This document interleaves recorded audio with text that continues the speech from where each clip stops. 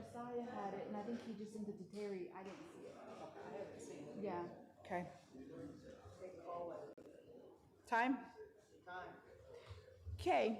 I'd like to call to order this special call meeting August 4th, 2026. It is now 7 p.m. Secretary, roll call, please. Leanna Sampson. Here. Anthony Conley. Here. Eugenia Lena. Here. Regina Tiger Phillips. Here.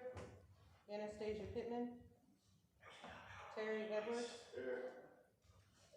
Ida Gonzalez. Here. Shafani Harjo. Here. Greg Deere. Here. Patricia Kiskaton. Here. Karen Fulbright. Ann Borba. Here. Glenn Colonel. Cindy Barrett. Here. Thomas Yehola. Here. Dustin Harjo. Here. Gabriel Miller. Here. Terry Spencer. Here. Tiffany Thunder. Here. Joshua Carpenter. Here. Ole Gunville. Here. Tommy Chupko. Here. Danita Harjo. Willis Dethridge. Here. Monique Carpenter. There's 20 present, 5 absent. Okay, with the roll call of 20 present and 5 absent, I declare we have a quorum. Representative Gunville, can you open us in prayer, please?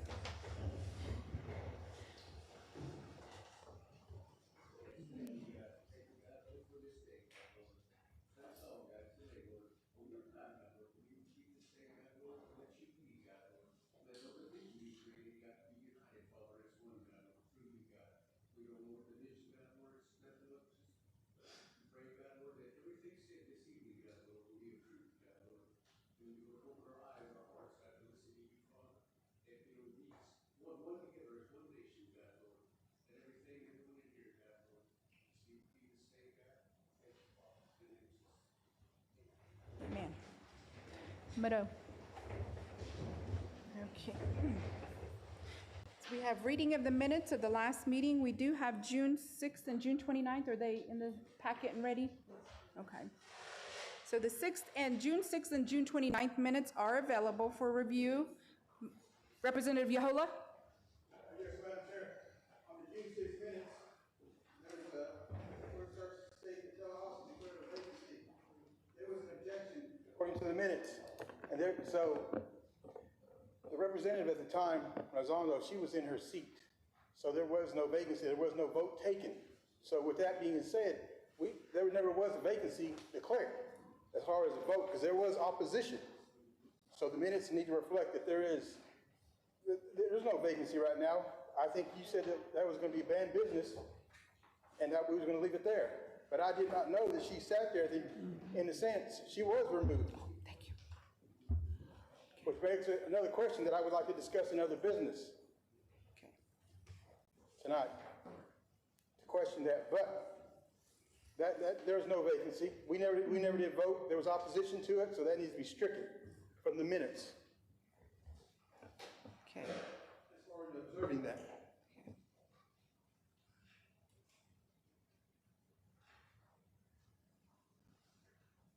Any other questions?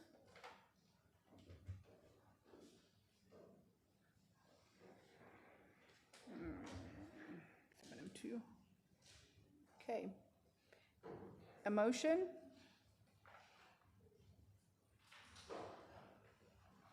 Representative Gonzalez? Yes, I agree with Mr. Yehola, Okay. and I would like to get a vote on that, Okay. because everybody should know what the Constitution says, and everybody should know that the law was broken. So we need to confirm that this seat is vacant, it's not vacant, and that was in fact an error made by the secretary for putting there that she was vacant. The seat is not vacant. Okay. So you make a motion to vote on the vacancy? No. Okay. You just want it noted in the minutes? Yes, Okay. and to agree with what Mr. Yehola said. Okay. Representative Spencer and then Yehola?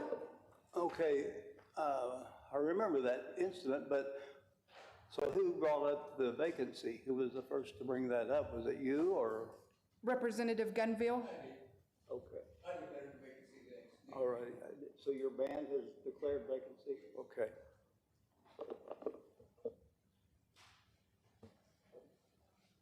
Representative Yohola, sorry. Yes, Madam Chair, like I said, I'd like to discuss this later on in other business. Okay. So June 29th minutes. So we're taking 6 minutes to other business. June 29th.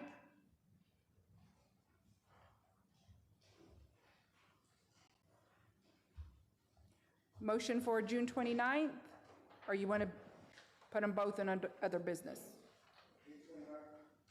Both in other business? Okay. Okay. All righty, moving right along. We do have on the agenda executive session for SNGA investigation. We have that completion of that final report in our packets and sent out to you all. I object. Okay, So you need to take that to a vote to bring it to the floor. excuse me? Since I object, you need to take it to a vote to bring it to the floor. Okay. So we have objection. He does not, for Representative Chupko doesn't want to go into executive session, so we're going to vote on that. Everybody clear? Madam Chair, Yes. clarification.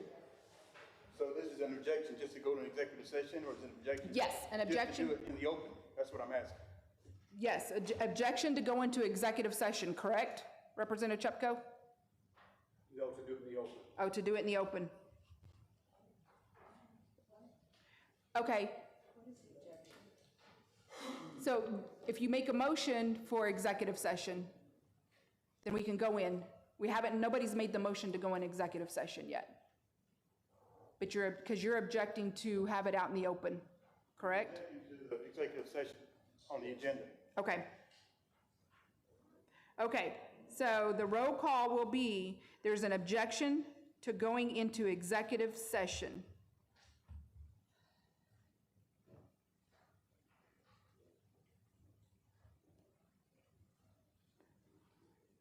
Okay, Secretary? Anybody second it? Oh, yep. No, it's an objection. Willis Deckridge? This vote, Chairman, how this vote supposed to work? If I vote yes, does that mean we want to go into executive session? If I vote no, does that mean we want to go into executive session? Make it clear so I know how to vote. Yes. He's objecting. So if you vote yes, you want to go into executive session. I'm gonna vote yes to go into executive session. Okay. Point of order. There's no motion to go into executive session. So it's in the motion and the second is required. That's why I said there was no motion on it a while ago. Exactly. That's basically out of context. You should have a motion and a second to go into executive session. Either you vote yes or no. So somebody make a motion. I make a motion. Okay. Okay, your second? Okay. Representative Sampson and Representative Conley made motions to go into executive session. And Representative Chupko, are you objecting? Okay.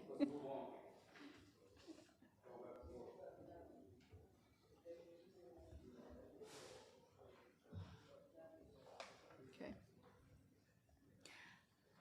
Okay, Representative Sampson and Representative Conley made the motion to go in executive session. Representative Chupko objects to executive session. So we're taking a vote on the objection. So vote yes if you want to go into executive session. You didn't get a second on his though. Not on objection, you just object. Yeah. Yeah, he just objected. So then you don't need a vote. On an objection, there needs a vote. Clearly, all you gotta do is say yes or no on a motion. Chair, just withdraw my objection. Let's move on. Let's go into executive session. Whatever y'all want to do, let's do it and get it over with.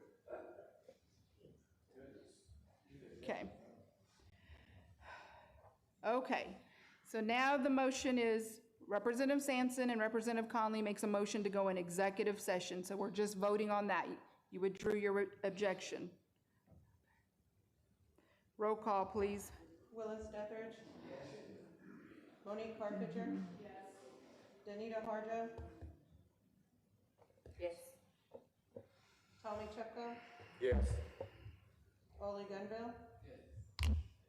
Joshua Carpenter. No. Tiffany Thunder. No.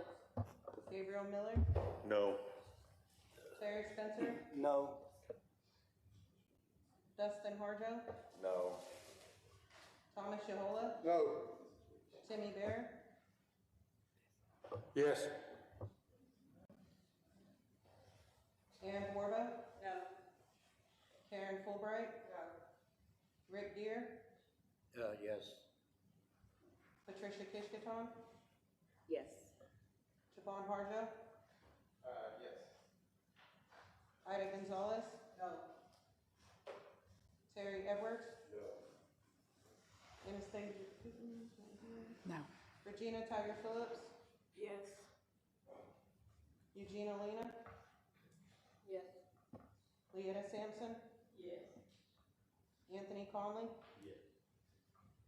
13 yes, 11 no, 0 abstentions. Okay, with the count of 13 yes, 11 no, and 0 abstentions, I declare that measure has passed, and we are now in executive session for the SNGA investigation. Final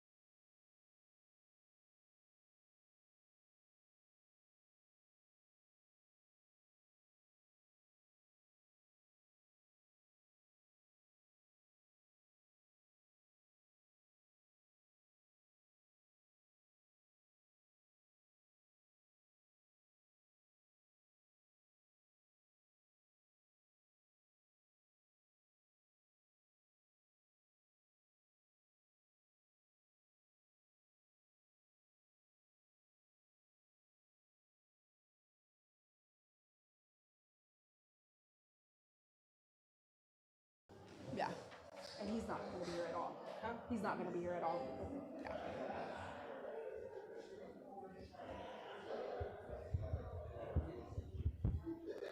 Okay. Alrighty, we're back in session. Sorry, everybody, we're trying to get out. Okay, moving right along on the agenda. Sindoc Phase 2 leasing discussion. I think all we needed on that was just the leasing discussion, was just who was gonna take over the leases? I don't know who else for it to be on the agenda. I don't- Or was it from last meeting? No.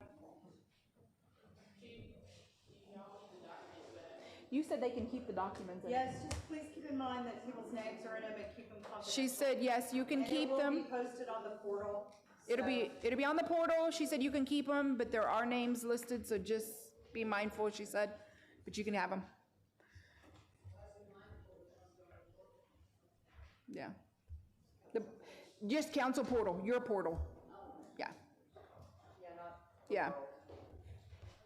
Okay. Sindoc Phase 2 leasing discussion, we can put that on September, or do we need that now? Sharon, did we need leasing on here now? Okay, so we're gonna put that on September.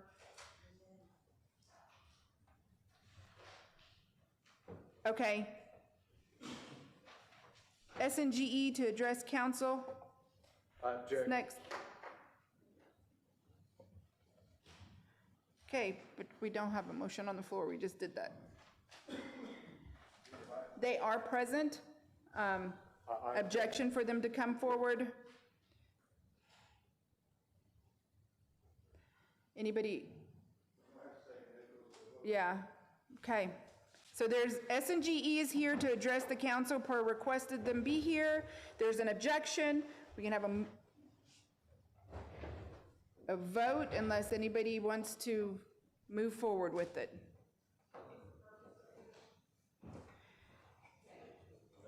I requested it because I noticed that there was a lack of seats in the commission. They don't have a chair, they don't have a vice chair, they don't have a secretary. There's nothing they include that specifies that. And then when I've asked SNGE, specifically Billy Shepherd, to allow for at least a quarterly meeting for general council members to attend their meetings outside of work hours, he said that I had to go to a vote of council, or that's what his opinion was. And then when I asked for the figures on our last whole project with SNGE, we all saw the email, he said that he did a vote from the council in order to release those figures to me. That was his opinion. Okay. Yeah, point Yes. of order. Okay, roll call, so if there's an objection for them to come forward, if you want them to come forward, vote yes. Willis Deckers? Yes. Monique Carpenter? Yes. Danita Harja? No. Tommy Chupka? No. Ole Gunville? Joshua Carpenter? No. Tiffany Thunder? Gabriel Miller? No. Terry Spencer? No. Dustin Harjo? No. Thomas Yahola? No. Timmy Bear? No. Ann Borba? Yes. Karen Fulbright? Rick Deer? No. Patricia Kishkaton? No. Bonnie Harjo? Ida Gonzalez? Yes. Terry Edwards? Anastasia Pittman? No. Regina Tiger Phillips? Yes. Eugene Olina? Yes. Leetta Sampson? Yes. Anthony Conley? Yes. It's 11 yes, 13 no, 0 abstentions. So at the count of 11 yes, 13 no, and 0 abstentions, I declare that it's failed for them to present. They will be on September quarterly.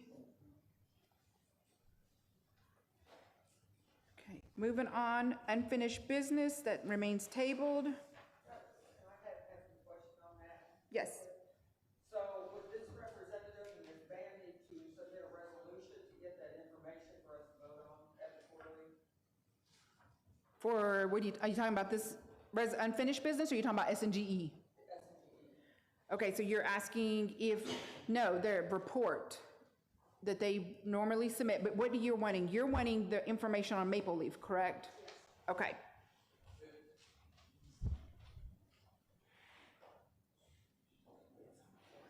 Okay. The reason why I'm asking is because I'm hearing one thing on the council floor and then I'm hearing another thing from SNGE. So I want clarification as to what the facts are. I don't care about opinions, I want facts. Okay. Boards and commissions are in September, right? Boards and commissions, For boards and commission? Okay, so when they come up, September, you can call them up to the front, and we can ask the questions in, because they'll be available and they have to report. Okay? Okay, does that answer your question, Representative Fulbright? Okay. Moving along to new business, TR 2026-72. This is a tribal resolution of the General Council of the Seminole Nation of Oklahoma approving the budget for the domestic violence program and incorporation of said budget in the FY 2026 comprehensive budget and authorizing appropriation. I ask for a motion and a second. Okay, I heard Representative Pittman and I heard Representative Miller. And we do have the director here. If any questions? Oh, okay. Roll call. Willis Guthridge. Yes. Monique Carpenter. Yes. Danita Harjo. Yes. Tommy Chupko. Yes. Ole Gunville. Yes. Joshua Carpenter. Yes. Tiffany Thunder. Yes. Gabriel Miller. Yes. Terry Spencer. Yes. Dustin Harjo. Yes. Thomas Shahola. Yes. Timmy Bear. Yes. Ann Borba. Karen Fulbright. Rick Deer. Yes. Patricia Kishkaton. Yes. Siobhan Harjo. Yes. Ida Gonzalez. Yes. Terry Edwards. Anastasia Pittman. Yes. Regina Tiger Phillips. Yes. Eugenia Lena.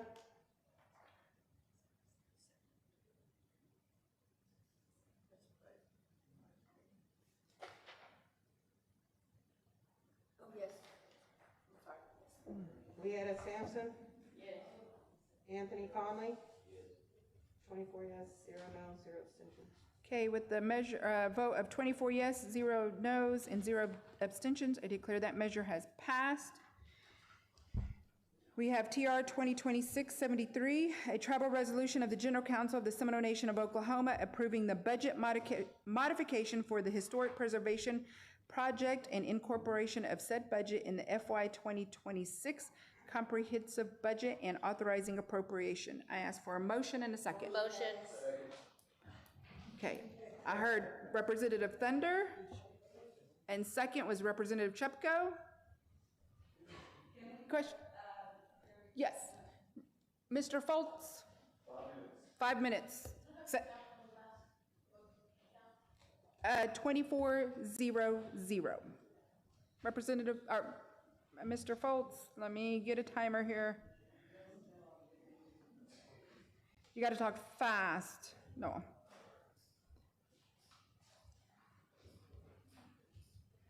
Just flick it up and it should turn green. Okay. Don't go. Okay. Representative Borba, or Fulbright, Borba? You called him up here? Yes. Could you tell us about some of the things you do? And I see where you've had some new hires. Could you tell us about your program or what you've got going on? For HPO? For HPO, yeah, we did hire 2 new staff. Since about January, the department had 0 staff. And so we hired an office manager and also a cultural specialist. And so the office manager is Deanne Haney, and then our cultural specialist is Joshua Roberts. And both have a great history, great background, culturally sensitive. And so HPO has actually been working on a removal project since March that highlights basically our removal all the way from Florida to here. It's never been done before, and so, golly, I sounded like that guy in the White House when I said that. But it hasn't been done for us, and we thought it was important to at least get it started. And on Friday, if you come to the Independence Day celebration across the street at OAP, 6 p.m., We're going to have a panel and also show a sneak peek of what we've been working on. And so we've got some great ideas in store for HPO. We're working on building a research center as well in the office, so people learn stuff from the film, then they can start coming over to the office and working over there. Yep. So we did put out a video on the website looking for cultural demonstrators, people that hold cultural knowledge. And so that way, when us as Seminole Nation, we do either some kind of seminar or culture, or like schools reach out to us, we want to have a list of individuals on the roster that can then in turn do what we need to do. So like if someone calls and say, we're looking for people who can do a stomp dance, we'll have stomp dance people on the list instead of just having, just who we can go to. We want to try to open it up so people want to volunteer for it, they can. Thank you, Bido. Representative Harjo? Yes, Madam Chair, thank you. Thank you, Mr. Foles, for being here. I just had a question. On your line of salaries, there's an increase of 16,000. Would that be because of the two hires? So the monies that this is in question to was a budget that me and the budget officer found when we started looking at our fiscal year 27. It wasn't accounted for in our budget for this year. So it's a MPS grant provided from the National Park Service that pays for one TIPO position, and that's the full 88,000. And in that position, as you can imagine, there's restrictions when it comes from the federal government. They can only do TIPO work, but all three of us do TIPO work. So that's how we spread it out over 3 positions, and then filled in some of the spots that we could use a little extra money in for the rest of this fiscal. Okay, thank you for the clarification. I appreciate it. Representative?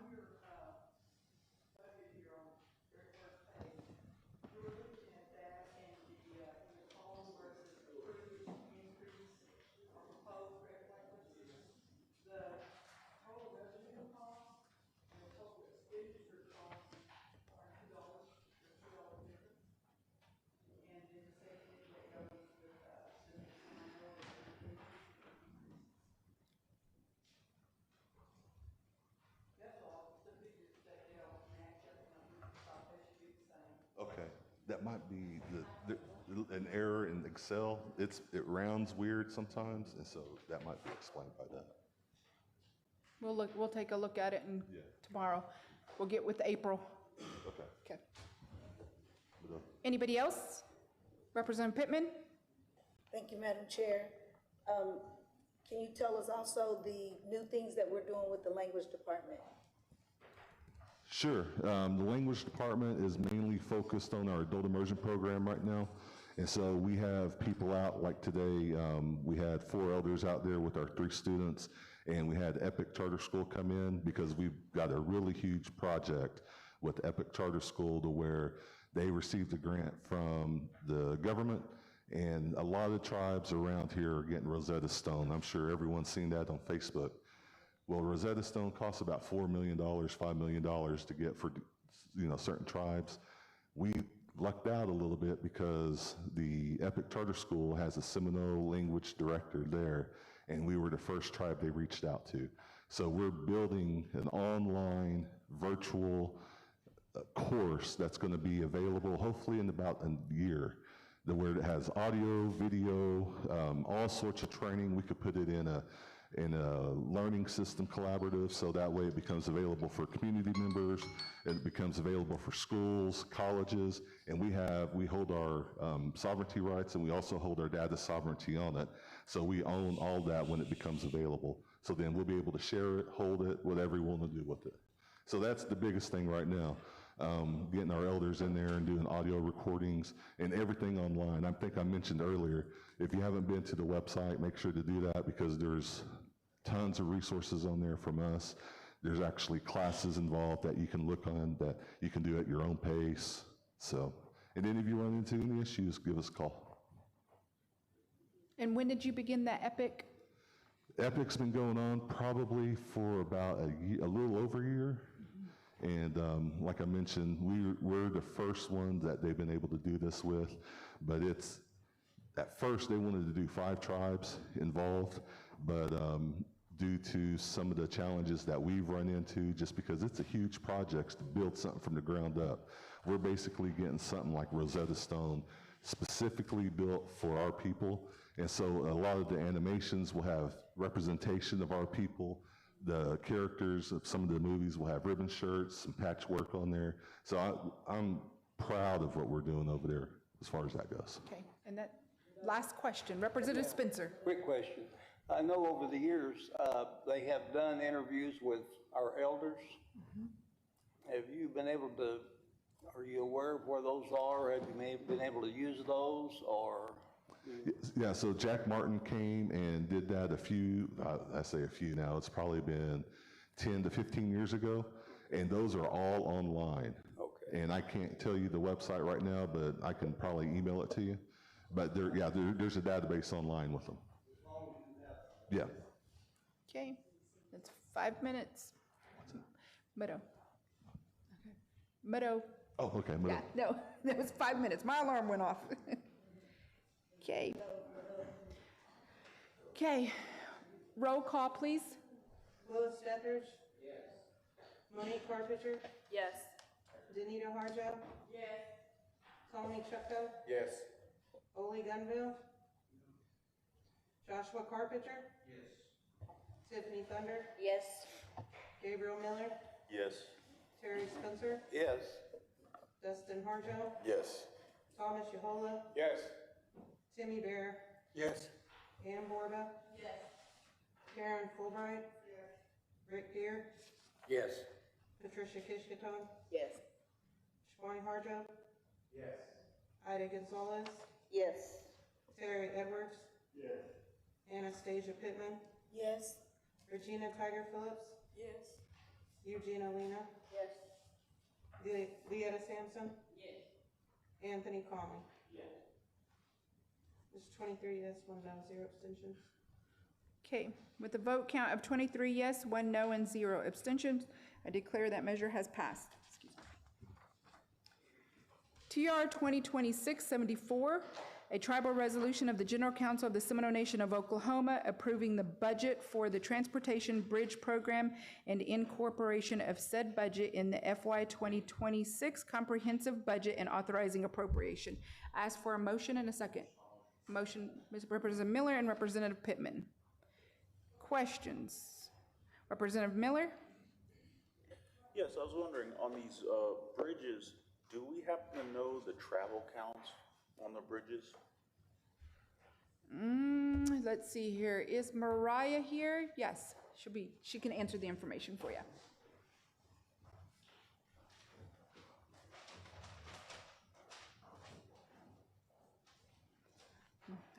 Just flick up the switch. Yeah.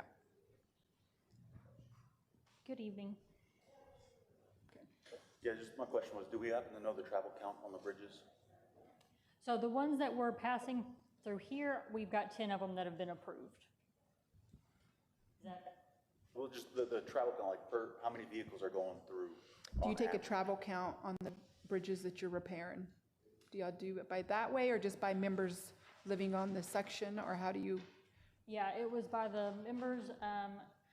So these were selected and approved before I switched over to the DOT side.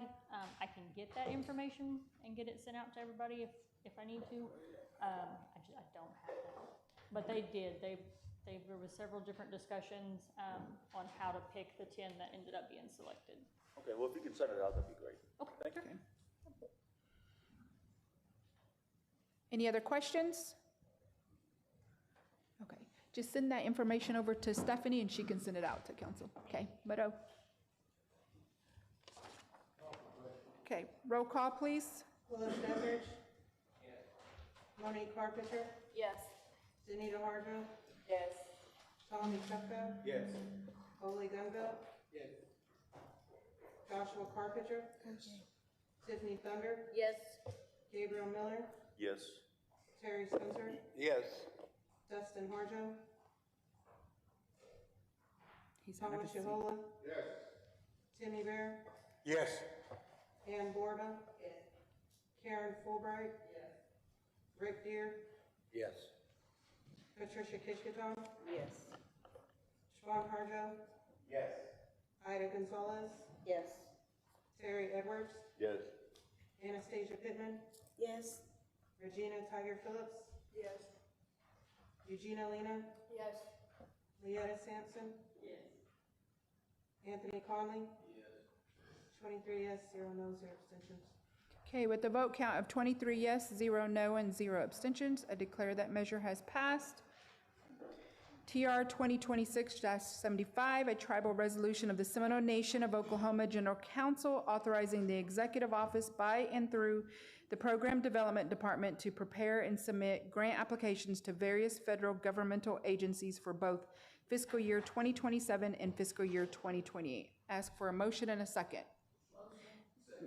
Representative Carpenter, motion, and I got Representative Sampson as a second. Sorry. Oh, Which card picture?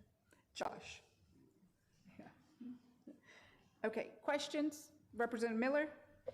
Yes, I'm all for the tribe applying for grants and everything, but I just had a question. The Department of Justice is under this, and I know they're a different branch of the government. I was wondering if they should, if it's appropriate for them to be in this resolution or if they needed their own. So right now, as for the court system, they are separate and it's a separation of powers, but they're still attached to the tribe. We do all their reporting from financial and even as far as creating the portal and giving them access. I think it's, unless it's supposed to have been separate and it hasn't made that way. It's not set up that way. All right, thank you. And I will say this was an overlook on my part for June. There has been a couple grants applied for, but there was no cost extensions on those, and I approved those. That's when we realized that this should have been in here. Representative Borba. Do we have a grant writer? No. Our directors are writing their grants. Yes. We are planning to, the compliance and the grant writer, to combine it as a one position, because right now they're two separate positions. Yes. We do have a grant accountant that does a lot of the reporting as well as the controller. Yes. But our directors are writing the grants. Yeah. Any other questions? Okay. Roll call, please. Willis Dettridge. Yes. Monique Carpenter, Yes. Danita Harjo, Yes. Tommy Chupka, Yes. Foley Gunville, Yes. Joshua Carpenter, Yes. Tiffany Thunder, Yes. Gabriel Miller, Yes. Terry Spencer, Yes. Dustin Harjo, Yes. Thomas Shahola, Yes. Timmy Bear, Yes. Ann Borba. Yes. Karen Fulbright. Yes. Rick Deer, Yes. Patricia Kishkaton, Yes. Swan Harjo, Yes. Ida Gonzalez, Yes. Terry Edwards, Yes. Anastasia Pittman, Yes. Regina Tiger Phillips, Yes. Eugenia Lena, Yes. Leetta Sampson, Yes. Anthony Conley. Yes. 24 yes, 0 no, 0 abstentions. Okay, with the count of 24 yes, 0 no, and 0 abstentions, I declare that measure has passed. TR 2026-76, a tribal resolution of the General Council of the Seminole Nation of Oklahoma confirming the appointment of Thomas Yahola to the Tribal Court Liaison Board. I ask for a motion and a second. Second. Representative Thunder, and then Representative, was it Danita Harjo? Okay. Any questions? Okay, he's here to present. Okay. Roll call, please. Willis Dettridge. Monique Carpenter, No. Danita Harjo, Yes. Tommy Chupka, Yes. Ole Gunville, No. Joshua Carpenter, Yes. Tiffany Thunder, Yes. Gabriel Miller, No. Terry Spencer, No. Dustin Harjo, Yes. Thomas Shahola, Yes. Tammy Bear, Yes. Ann Borba. Yes. Karen Fulbright. Yes. Rick Deer, No. Patricia Kishkaton, No. Swan Harjo, No. Ida Gonzalez, No. Terry Edwards, No. Anastasia Pittman, No. Regina Tiger Phillips.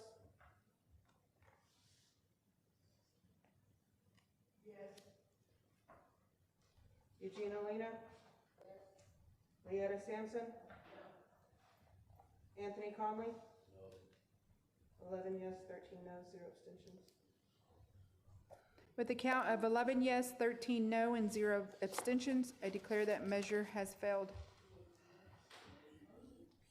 Okay, TR 2026-77, a tribal resolution of the General Council of the Seminole Nation of Oklahoma approving the appointment of Dan Factor to the Seminole Nation Business and Corporate Regulatory Commission. I ask for a motion and a second. Okay, Representative Spencer and Representative Borba, and we do have Mr. Factor in the audience if anybody has questions. Representative Harjo? Yes, I just wanted to make sure that it was okay that we marked out his first application and then just wrote in BCR appointment. Is that gonna be okay? Is that gonna be an issue down the line with paperwork? Yeah, Yeah, I did send out there was, go ahead. I sent out a second agenda in the email. Some of the packages did go out with that one, and that was my Okay. apology. All That was right, the thank you first so much round of for- packets that went Thank you out. for the clarification. I Okay, appreciate we'll it. get that. Any other questions? Okay, roll call, please. Willis Deatherage. No. Monique Carpenter. No. Danita Harjo. Yes. Tommy Chepko. Yes. Ole Gunville. Yes. Joshua Carpenter. Yes. Tiffany Thunder. Yes. Gabriel Miller. Yes. Terry Spencer. Yes. Dustin Harjo. Yes. Thomas Shahola. Yes. Timmy Bear. Yes. Ann Borba. Karen Fulbart. Rick Deer. No. Patricia Kishkatone. No. Siobhan Harjo. No. Ida Gonzalez. No. Terry Edwards. No. Anastasia Pittman. No. Regina Tiger Phillips. No. Eugenia Lena. No. Leetta Sampson. Anthony Conley. That's 12 no's, 12 yes, 0 abstentions. With the vote count of 12 no and 12 yes and 0 abstentions, I declare that measure has become a tie, and I vote yes.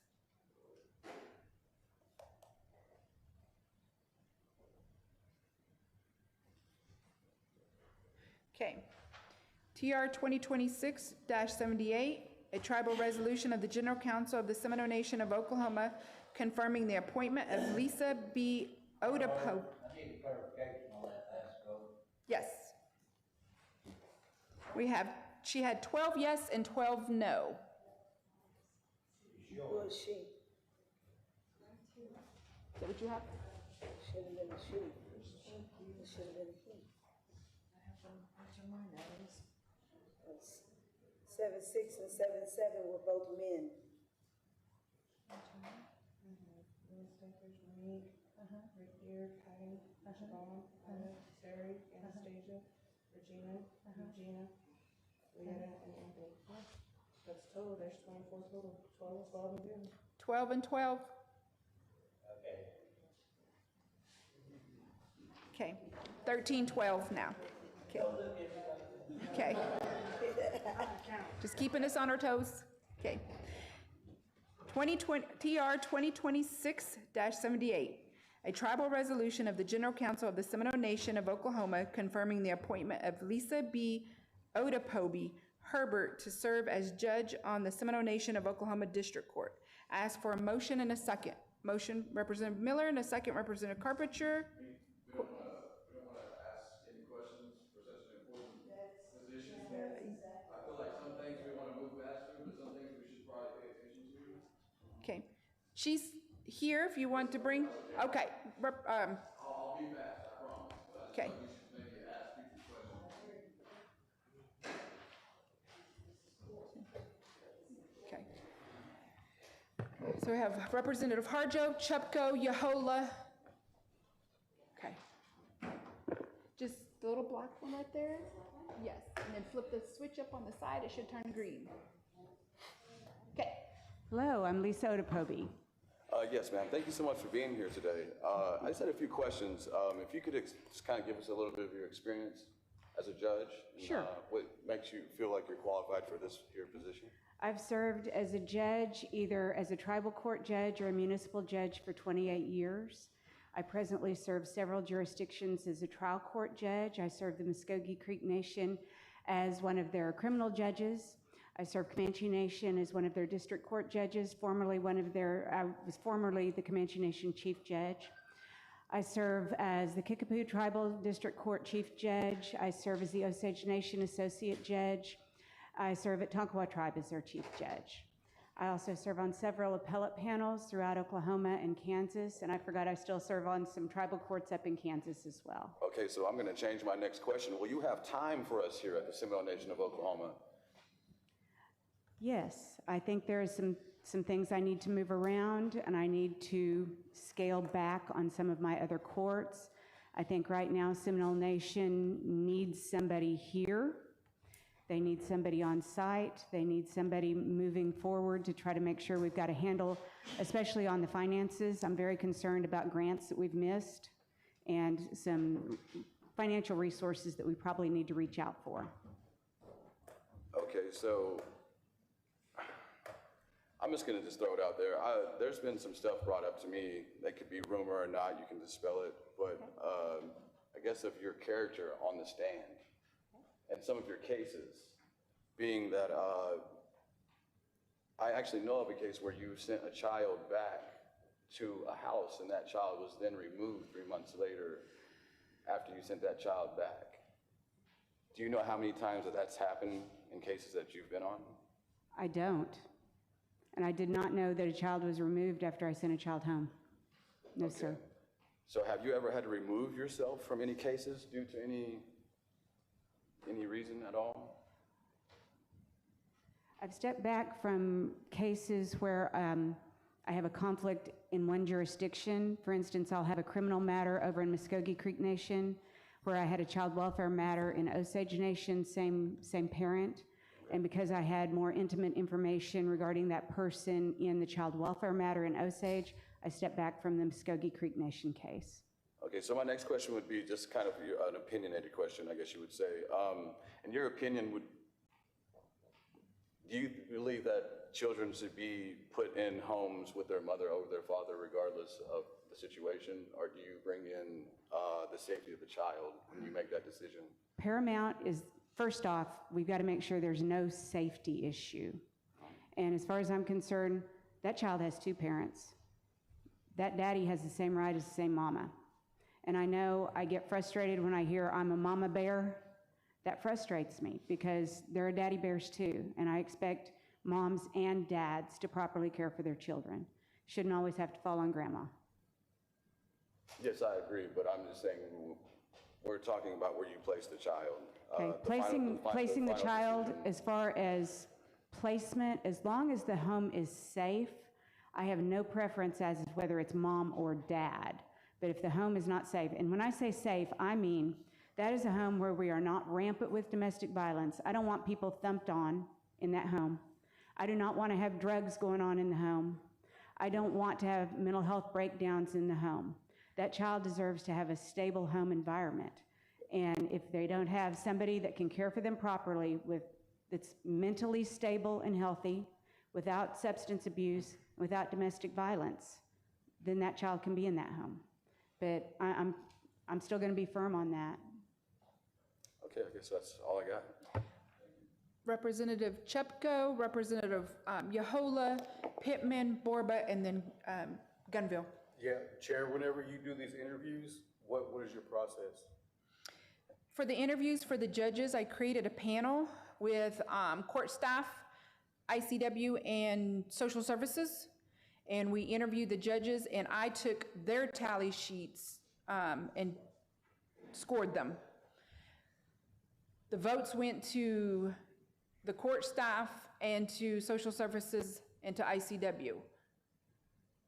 And then with that, because of the top three, I had them select because that's in their purview of having worked with that person. So what was that? How many people were in the panel?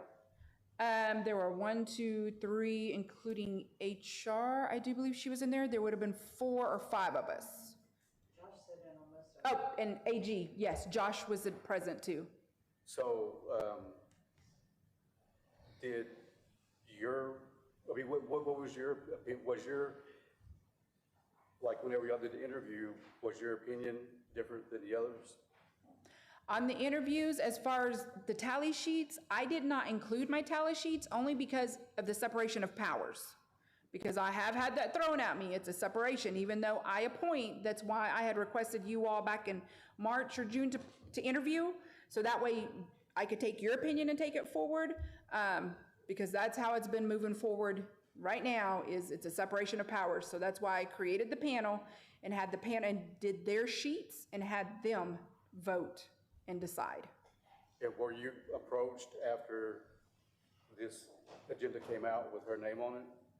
After the agenda came out, then I was made notify of some things, What yes, was your opinion then? that it wasn't good. Okay. Yes. So the resolution with her name on it was no good? That, That was your opinion?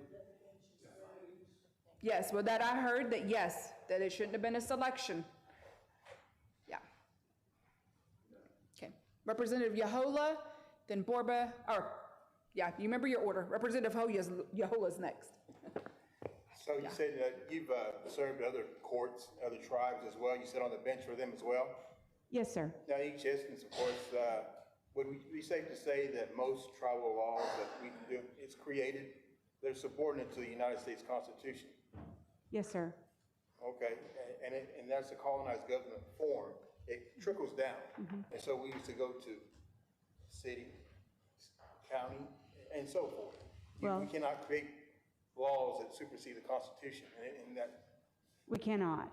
And so we do recognize the nation's sovereignty. So we are a sovereign nation, we make our own laws. and yes, But so we- you would judge only on the black and the white that we have codified our laws Yes, as far as it pertains to practice.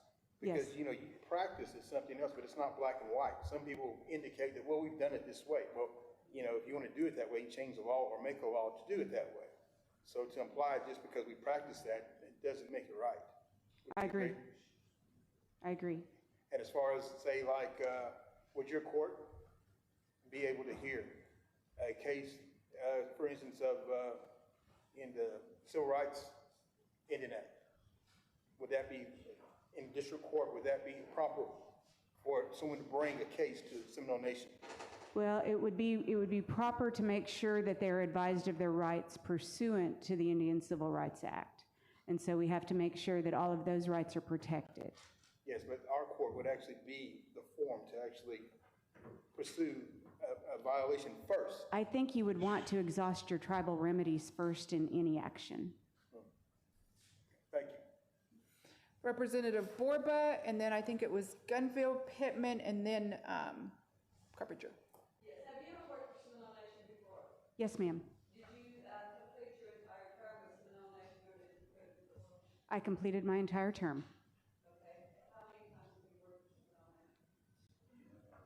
I think I'd had 2 terms. Okay, and you were able to stay the entire length of time for both terms? You never quit? I did not quit. No, my term ended in, we had cake and my term ended. So no, I've never walked away from Seminole Nation.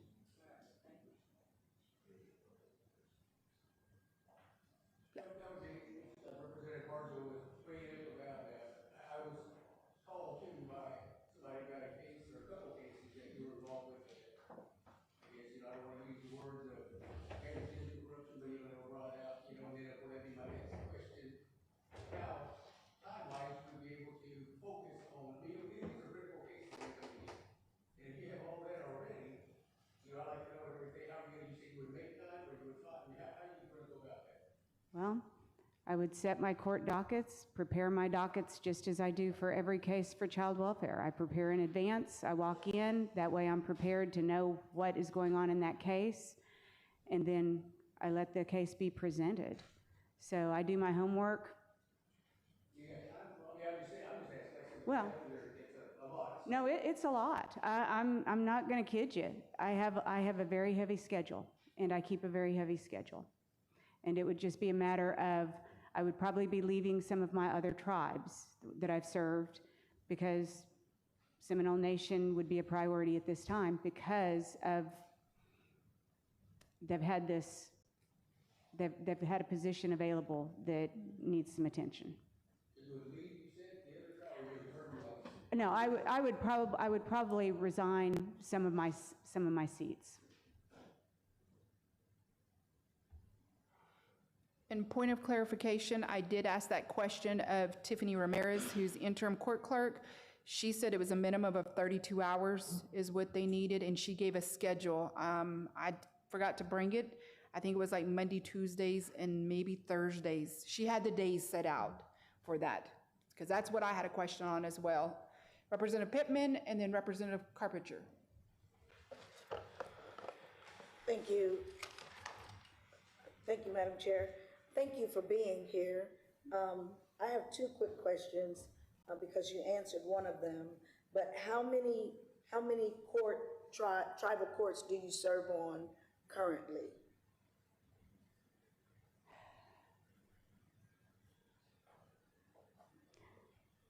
Tonkawa, Osage, Comanche, Kickapoo,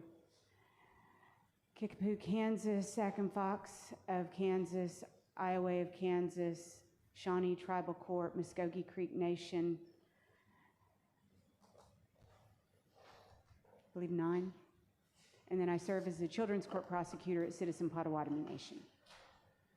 Okay, so that's 10 tribal commitments. Can you tell me how you feel about cases that you're not aware of? Are you willing to extend that case, or do you recuse yourself from that case because you're not up to speed on that case when you come in? It's my job to get up to speed on the case. You've got judges that are already working at capacity. It's my job to come in and prepare and be ready to handle the cases that are assigned to me. How many days would you be available for Seminole Nation? Monday, Tuesdays, Thursday mornings. Monday, Tuesdays, and Thursday mornings. And so can you tell me how you feel about grandparents' rights who are raising children in kinship care? Okay. I think grandparents, they've got a tough job, and it's very important. I wish that I hope that when the tribal state agreement comes back through, the tribal state agreement for child welfare is going to be readdressed, hopefully once Mr. Stitt is out of office and will come back around. I'm hoping that there will be better carve-outs for kinship guardianships that can be funded. And so that's something I think we've really needed, but to get that certification, to get the kinship guardianship funded, right now it's impossible. So I'm hoping that that becomes a priority in the next tribal state agreement. But gosh, grandparents are so important. My grandma, I had my grandma in my house growing up, so I can't imagine growing up without grandma in the house. So I think they have a very important place. I'm glad that most tribal codes carve out a place for grandparent rights. Okay, Representative Carpenter. I'm just curious, who specifically is sitting on these panels to qualify a judge? Directors. So I had the court clerk, Tiffany Ramirez, interim court clerk, social services, CPS, Velvet Hand, and Amanda Smith, ICW. And I only got 2 votes actually at that, I do believe on this one, yes, because she was in court and didn't get it. Amanda was in court. To follow up on the question with Representative Borba, Velvet had disclosed that she don't recall and had never worked as in court cases with under Judge Otopobi. Tiffany Ramirez had. So Tiffany Ramirez, Velvet Hand, and Amanda Smith are the only ones who've been sitting on the panel reviewing the judges? And the AG, Josh Wells. And the AG? Uh-huh. Okay. Yeah. Josh was not at my interview. Was not Josh, then it was Tori? No, there wasn't, no. Was there no, you were in the room. AG did not make it to my Actually, okay, interview. so it was Liz Jim. What, I don't know her No, title. Liz wasn't there either. So was it Tiffany? See, that's, Yeah, Tiffany was there. I thought it was Tiffany. It See, was- I got yeah. told later on. Yeah. No, there, that was it. It was Okay. a smaller group. It was in there. I think that's the day we had Josh on the phone and we had issues with the phone when AT&T was blinking out in Wewoka. That's what it was, because he was there and then we lost him. Any other questions? Okay. Okay, Meadow. Call for the question. Roll call, please. Willis Dethridge? No. Monique Carpenter? No. Danita Harjo? No. Tommy Chupko? No. Ole Gunville? No. Joshua Carpenter? Yes. Tiffany Thunder? Yes. Gabriel Miller? Yes. Terry Spencer? Yes. Dustin Harjo? No. Thomas Yahola? No. Timmy Bear? No. Ann Borba? No. Karen Fulbright? No. Rick Deer? No. Patricia Kishkaton? No. Siobhan Harjo? Yes. Ida Gonzalez? Yes. Terry Edwards? No. Anastasia Pittman? No. Regina Tiger Phillips? No. Eugenia Lena? No. Leetta Sampson? No. Anthony Conley? No. 6 yes, 18 no's, 0 abstentions. With the vote count of 6 yes, 18 no's, and 0 abstentions, I declare that measure has failed. Okay, TR 2026-79, a tribal resolution of the General Council of the Seminole Nation of Oklahoma confirming the appointment of Robert K. Alderson to serve as a judge on the Seminole Nation of Oklahoma Supreme Court. I ask for a motion and a second. Motion. Second. Representative Pittman and Representative Sampson, and I do believe Mr. Alderson is here in the audience as well? Yes. Okay, yes, can you please come forward, sir? Yeah. I had to restart it 3 times. Yeah, the black one, and just flick the switch on the side. Okay. Yes.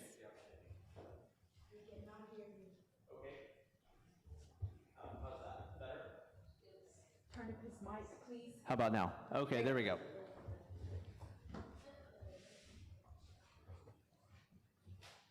Okay, Representative Pittman, and then Representative Yahola. Thank you, Madam Chair. Thank you, Your Honor, for being here. I have the same questions that I had before for the first appointment. How many days would you be present for Seminole Court? How many days do you have to serve? Sure, and I appreciate that question. As many as are required. Obviously, the Supreme Court hearing cases en banc, meaning the full panel, is going to be a more limited setting as opposed to the trial court, who's going to hold more regular dockets due to the volume of the caseload, the nature of the cases. As many of you may know, with Supreme Court positions and appellate cases, oral advocacy, oral arguments is not granted in every case as opposed to a trial court case. But ultimately, any of my responsibilities, this is the Supreme Court, this is the highest court, it would take the highest priority. And how many terms have you served? Have you served on Seminole Council, Seminole Court before? I have not served on the Seminole Nation Court. I did serve in a capacity as a public defender during 2024 through 2025. And so that's been my experience with the Seminole Nation. I have served on other courts and continue to serve on other courts and other municipalities, as well as working with other tribes. And how do you feel about grandparents' rights Well, or kinship care? I'm a strong proponent, if for no other reason than I wouldn't be able to do the jobs that I do. My wife wouldn't be able to do the job that she does if it weren't for grandparent support. And so right now, as I stand here before you all, my son is spending time with his grandmother and grandfather, who are going to shepherd him from football practice back to their house until I can get home. So grandparents' rights, grandparent support, obviously, I can't make a determination as it relates to any statute. It would be improper for me to prejudge a case as it applies to any one specific circumstance. What I can tell you is this. What we know in this tribe and any other tribe is grandparent rights is an integral component of tribal culture, of tribal families, and that has to be treated, that tradition, that culture has to be treated with respect under the law. And my last question for you is,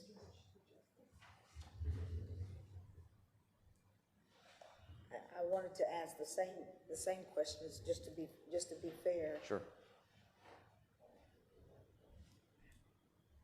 How many courts do you serve on currently? Sure.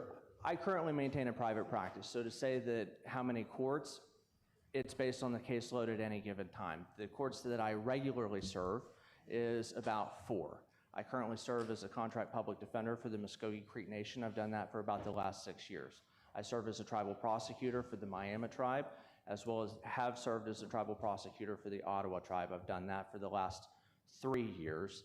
Obviously, my time here as an assistant public defender for this nation, I had also served as a public defender for the Pawnee tribe during 2025 as well. Mado, Thank you so much. Representative Yahola, Borba, and then I saw somebody over here. Yeah, good evening. Good evening. Have you ever litigated in federal court before? I have, yes.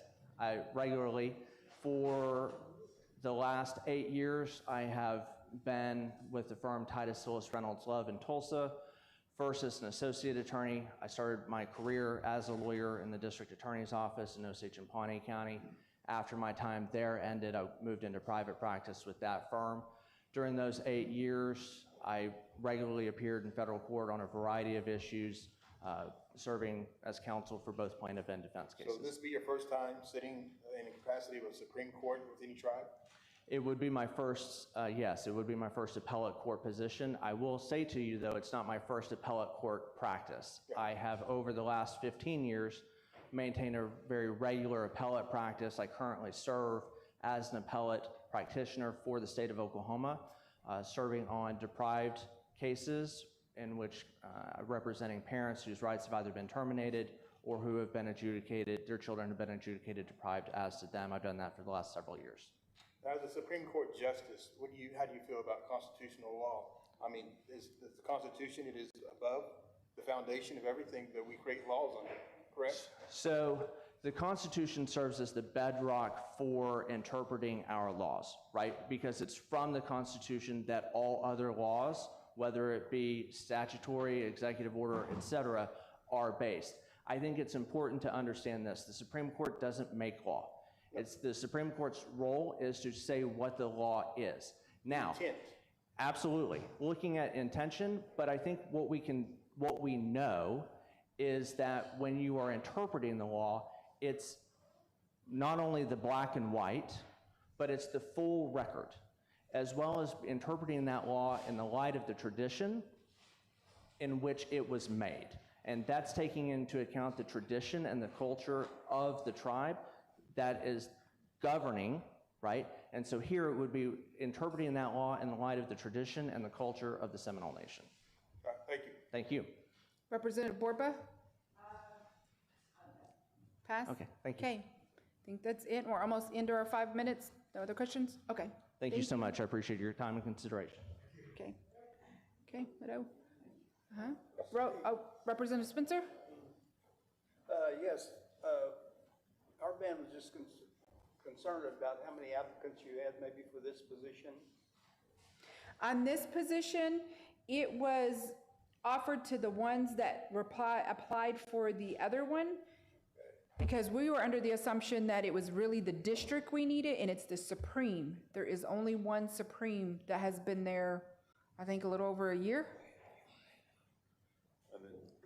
And so it ran it, and then they applied for that. All right, and then our band also wanted to have some clarification, because the Supreme Court has their own code of laws. We just wanted to make sure that it followed their code of laws as well for this applicant. As far as I know, it does. I know there was a question of the positions ran.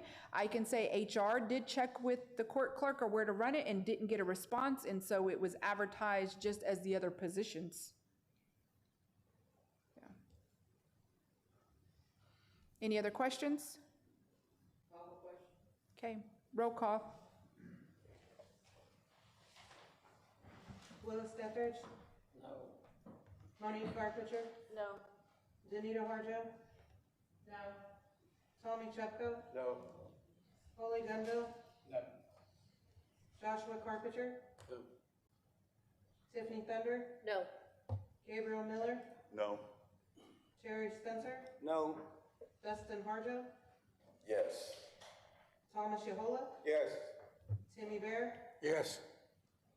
Ann Borba? Yes. Karen Fulbright? Yes. Rick Deer? No. Patricia Kishkaton? No. Siobhan Harjo? Yes. Ida Gonzalez? Yes. Terry Edwards? Yes. Anastasia Pittman? Yes. Regina Tiger Phillips? Yes. Eugenia Lena? Yes. Leetta Sampson? No. Anthony Conley?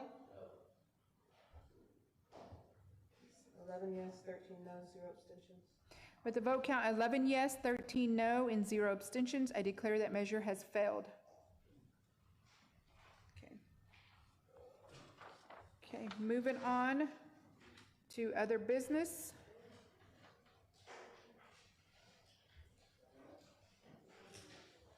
Representative Yahola? Thank you. When we talked about that, Madam Chair, in those regards to, I did not realize when that declaration was made, that she was occupying a seat, correct? She was sitting there. So, Yes. as she was sitting there, there was no vacancy that could be declared. She's occupying, how can you declare a vacancy?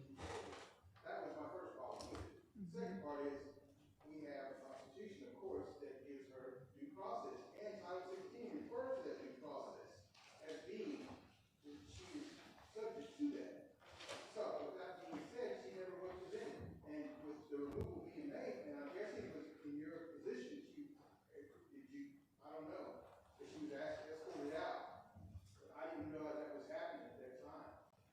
So, in my opinion, she's afforded due process at this level. Now, you said you got the bad handle. Now, why is it her burden to prove that she did something wrong? I don't get that, because we're not going to meddle with this band business.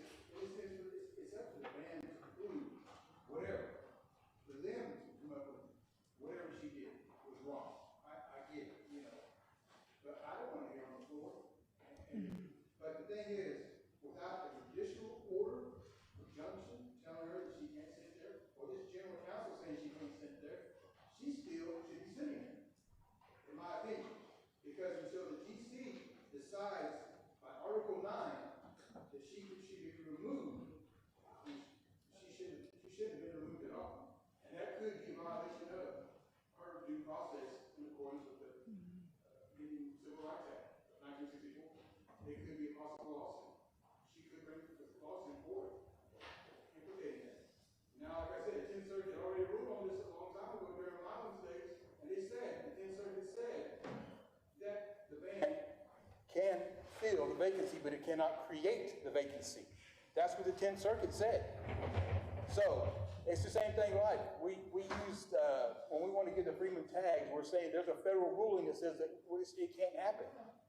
Okay, so now there's a federal ruling that says the bands cannot create that vacancy. They have the power to fill it whenever it's created. But it's this general counsel that decides that vacancy when it comes to removal. The other ones are automatic. Death, resignation, or felony, that's automatic. That's undebatable. It happens automatically. And the chair does not, Madam Chair, I believe you don't have the power to remove in that instance like that. And I think that was an illegal act. And like I said, now I could be wrong, but I don't think I am, because the Constitution is the law. And it's codified as well to support that Article 9 in place. It's there.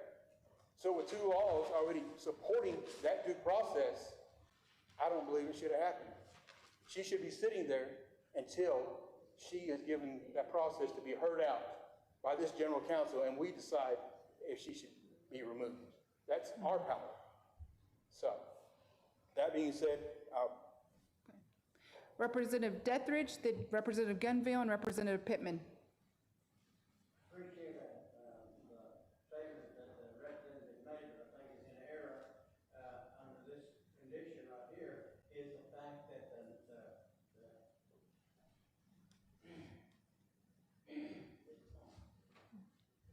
fact is that the band has that responsibility.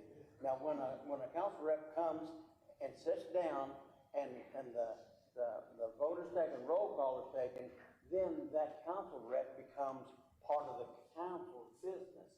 Then the council can remove that person. But prior to that, Mr. Gunville made an error because he waited until after that council rep, this is the first time, that council rep became our responsibility.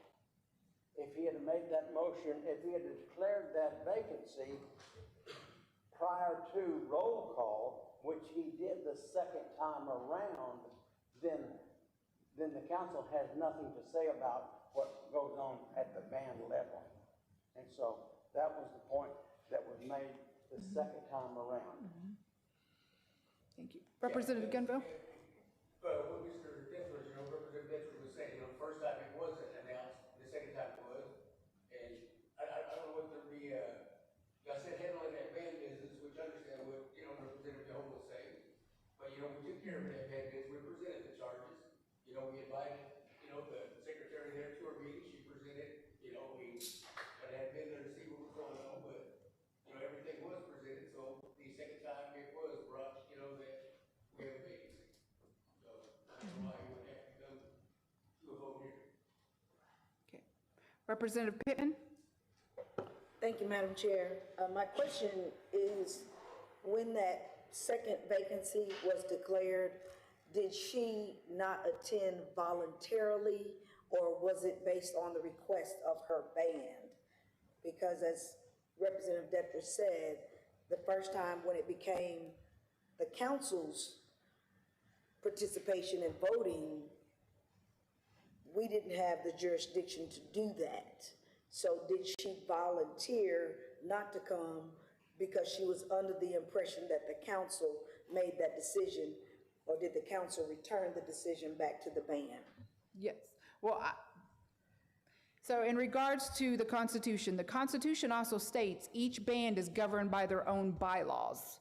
So that's probably needs to be taken into consideration that, again, what's band business is band business because their bylaws tell them how their band operates. And including in that can also state how you appoint and remove, whether it's their own chairs or representatives. And that's how it's always been, even historically. Nothing has touched the floor regarding band business. And so that's why I reflected it as it should be band business. So go ahead, Representative Hola, and then Pittman. I understand what you're saying, Madam Chair, but what I'm saying is that the Constitution takes precedence, and so does our codified laws. They take precedence. Now, what they do at band level is fine, and you're right. In order to have a voice at this council, everyone has to submit bylaws on how they were going to govern themselves. Not how they were going to govern the legislative branch, but how they were going to govern themselves. That's where we misinterpret that. They were to submit bylaws on how they will govern themselves, like you said, how they remove their officers. They could create their own judges. They could create their own entities that could govern themselves, but not govern the legislative branch. That's our job. Everybody's wanting change. And this is where one of the points of where we miss it. We get so many people involved in the decision-making process, we can't get anything done. It's like this time and time again. Every time I'm just saying, for instance, that philosophy changes at meetings. You may have this number, that number, then it changes. That's inconsistent government. That's why we lag behind. We lag behind because we can't have a person here 4 years to make decisions consistently based on what they want and what they know, how they're educated, because it has to go somewhere else. And based on numbers, our politics, it shifts. That philosophy changes. It causes chaos. Just 60 years doing it this way, something's wrong. It ain't worked. So. And that's where we have constitutional revision, so we need, and that was one of the things that got brought up, but then that, I don't know what happened with that. That fizzled away. Representative Pittman. Thank you, Madam Chair. My next question is, does this band have current bylaws on file with the executive committee or with the general with our general counsel? Yes. You have, So their updated bylaws is on file currently? Representative Fulbright, and then Yahola, and then Spencer.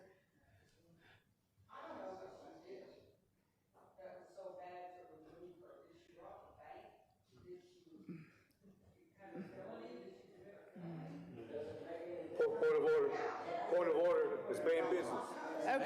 Okay, since this is why I wanted to keep it at that band level, but yet, okay, let her finish. Thank you. I mean, that's what the Constitution says. On those terms is when you're removed. If you follow that. We follow that. You can follow the Constitution. Because she's under this umbrella, so are you. Well, I didn't say you were. What's the point of having banned bylaws if you can't go by them? It has to coincide with the Constitution. Okay, we presented, our banned bylaws, which she did. The secretary actually created her. She actually voted in favor of you, which was the closest to that within her charge. So we presented these charges. You know, she did, you know. Okay. Representative Chepko, and then Spencer, and then back to Yahola.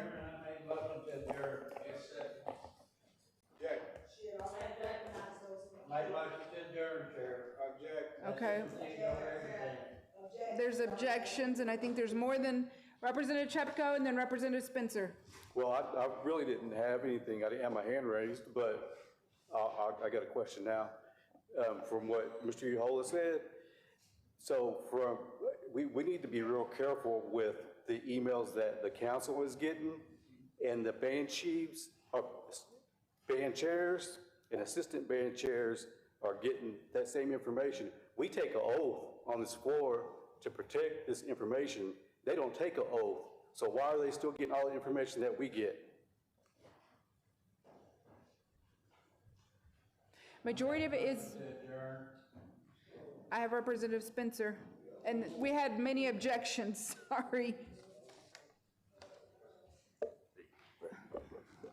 In all my experience, the band, I know people get tired of hearing it, but the band selects their own representatives, and the band chose to remove her. And I think she was given her permission, given her rights to the band, but the band decides who is here. And why would you want, she showed up without band approval because the band had told her that she was no longer the rep. So I don't understand why the band can't abide by their bylaws and make their own decision. Representative Yahola. All I'm saying is their band bylaws, of course, they can establish how they're going to govern themselves, but the Constitution is the Constitution. It's above everything else. It's the foundation of how we structure ourselves and how we govern ourselves. That's what I'm saying. You cannot duplicate 28 members who all took an oath to preserve, defend, and protect our laws. You can't duplicate that from 14 different bands at band level. There's no way that you duplicate that. That's a coup. There's no way that you can duplicate that at band level is what I'm saying. And I don't care what their band bylaws say. That's their business. I don't want to ask about their band bylaws. I don't care. I'm talking about the code of laws and the Constitution. That's what I'm talking about because that's what we're here to discuss. Of course, their bylaws are their business, but they can't supersede the Constitution, plain and simple. So based on that, I make a motion that Representative Lozano come back, take her seat until a judicial order keeps her from it, or the general counsel votes her to remove her. I ask for a second. I made a motion to adjourn minutes ago, and then that should supersede over everything. Everything, even you. She had already called people in the queue, so according to policy. But there was Whenever like I made that 6 motion to objections. adjourn, you're supposed There to was 6 abide that objections, motion, though. Chairman. You can't cut me off. Yeah. There was 6 objections. Let her clarify on the objections to the A motion motion. to adjourn takes precedence over all other motions except a motion to fix time which to adjourn. It cannot be made while someone else has the floor. Is that what was occurring? Or while a vote is being taken. A motion to adjourn cannot be debated or amended. If someone else had the floor, the motion to adjourn was not proper. If someone else didn't have the floor, the motion to adjourn is non-debatable. I don't know, was somebody talking? Motion to adjourn, Chairman. Was there an interruption? Was somebody had the floor when he said it? Someone just said you had called people in the queue. People in the queue, while someone. Well, did someone have the floor? If they were called. They had to be actively talking and speaking. I don't remember. We let them finish, and then he said it again, and then you had people in the queue. So you had already identified who was going to speak next.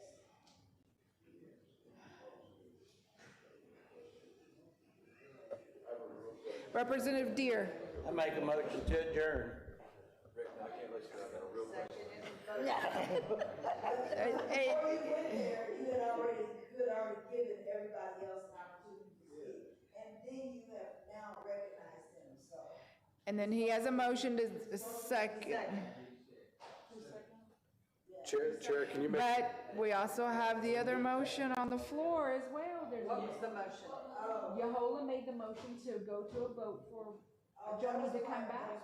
Yeah, that was already, it was prior to this, it was in between that discussion of the adjournment. Yep. She is correct. The point of order takes precedent after he finishes. Yahola made a motion for Joni to take a vote for Joni to return. He had a second. That was, then you came And in. there's a motion on the floor that has to be voted on Chair, first. Yep. Chair, can you make a decision so we can? Move on. That's what I said, your motion was on the floor first. We have to take a roll call on that for you, I mean, not, Representative Yahola and Representative Sampson. That's what I just explained, that you all already had that motion, and we have to take that. So the motion is, Representative Yahola made a motion for former Representative Joni Randazzo to come back to the meeting and take her seat to allow you all to conduct business of whether removing her or keeping her, correct? I said unless a judicial order is issued or this general counsel removes her. Unless a judicial, Judicial order. and he had a second from Representative Leetta Sampson. Okay. Roll call. Willis Guthridge? Representative Yahola requested Joni Randazzo to come take her seat until she's either removed by judicial order or council removes her. That was his motion and it was second.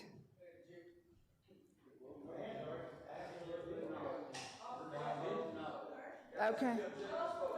Okay, we already have a question called. So yes, if you want her to come back and take her seat. No, if you don't, move forward. Willis Guthridge? No. Monique Carpenter? Yes. Danita Harjo? Yes. Tommy Chupko? Yes. Ole Dunhill? No. Joshua Carpenter? No. Tiffany Thunder? No. Gabriel Miller? No. Terry Spencer? No. Dustin Harjo? Abstain. Thomas Yahola? Yes. Timmy Bear? No. Ann Borba? Yes. Karen Fulbright? Yes. Rick Deere? No. Patricia Kishkaton? No. Siobhan Harjo? Yes. Ida Gonzalez? Yes. Terry Edwards? Yes. Anastasia Pittman? Yes. Regina Tiger Phillips? Yes. Eugenia Lena? Yes. Leetta Sampson? Yes. Anthony Conley? Yes. 14 yes, 9 no, 1 abstention. 14 yes, 9 no, and 1 abstention. So that has passed. That's going to come before us, or a judicial order. Motion to adjourn. Did we not pass these minutes? They didn't do, they've already got a motion and a second. We're not doing that again.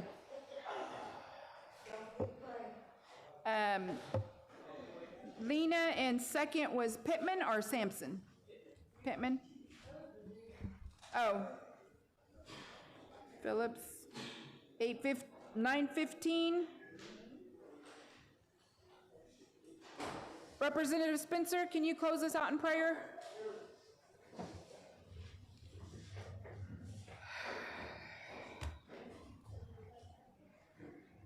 Heavenly Father, we thank you so much for allowing us to proceed with national business. We ask, Lord, that you be with us as we travel home. We ask that you be with council reps, Seminole Nation people, our employees. Help us as we continue to grow. Help us to look forward and make positive decisions regarding our nation. In Jesus' name, amen. Amen. Okay, Meadow.